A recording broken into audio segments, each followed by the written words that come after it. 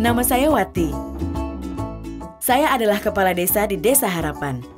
Bersama warga dan seluruh perangkat desa, kami harus bekerja dengan lebih semangat karena Undang-Undang Nomor 6 Tahun 2014 tentang desa telah diberlakukan.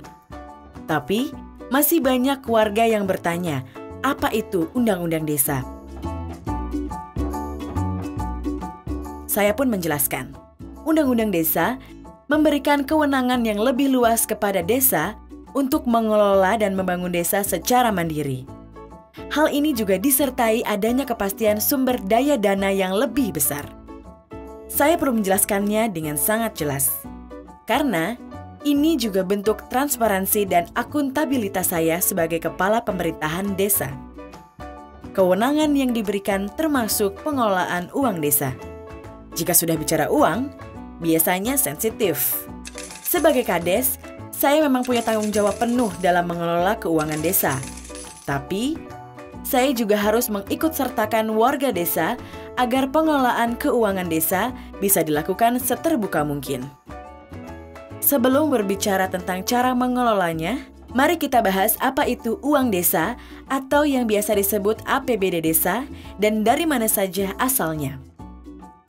Uang desa berasal dari bermacam sumber, yakni dari pendapatan asli desa, hasil pajak daerah, dana pembangunan dari kabupaten atau kota, dan hibah. Uang desa ini juga berasal dari dana desa yang bersumber dari alokasi APBN. Semua sumber keuangan inilah yang harus dikelola secara transparan. Keterbukaan informasi ini sesuai dengan pasal 82 Undang-Undang Desa. Jadi, masyarakat berhak diberitahu oleh perangkat desa, uang desa itu digunakan untuk apa saja. Kalau tidak memberikan informasi sejelas-jelasnya, sebagai perangkat desa, berarti saya telah menyalahi aturan undang-undang. Nah, terkait kegunaan uang desa.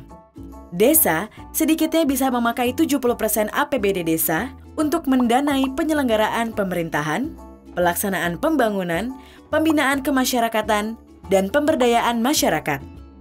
Berdasarkan hal ini, saya bersama warga melalui Musyawarah Desa Harapan membagi penggunaan uang desa untuk pembangunan desa dan pemberdayaan masyarakat.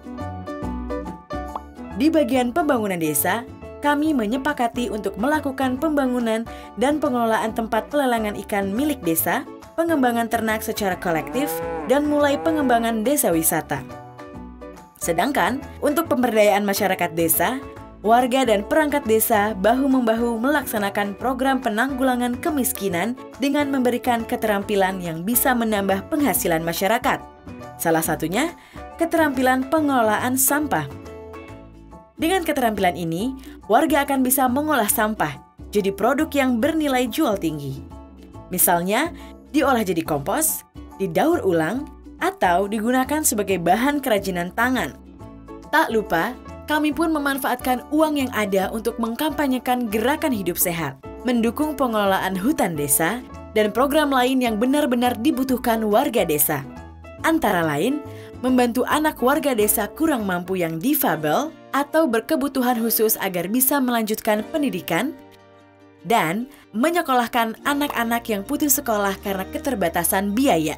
Lalu, sisa uang APBD yang sebesar 30% dianggarkan untuk penghasilan tetap, tunjangan perangkat desa, operasional, insentif RT RW, dan tunjangan serta operasional Badan Permusyawaratan Desa atau BPD.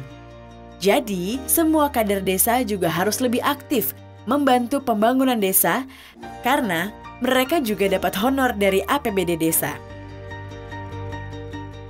Tentu, dalam menggunakan uang desa ada skala prioritas. Nah, prioritas pembangunan uang desa ini kami tentukan dengan mengacu kepada Rencana Pembangunan Jangka Menengah Desa atau RPJM Desa selama 6 tahun yang telah ditetapkan sebelumnya. Nah, kini uang sudah mulai disalurkan oleh pemerintah pusat melalui pemerintah daerah ke kas desa. Kami semua, pemerintah dan warga desa harus bermusyawarah merencanakan program apa yang perlu dijalankan demi meningkatkan kesejahteraan masyarakat desa. Kami semua sebagai warga Desa Harapan siap bekerja sama, bergotong royong, dan bekerja keras dalam memanfaatkan uang desa demi terwujudnya desa yang kuat, maju, mandiri, dan demokratis sebagaimana cita-cita Undang-Undang Desa.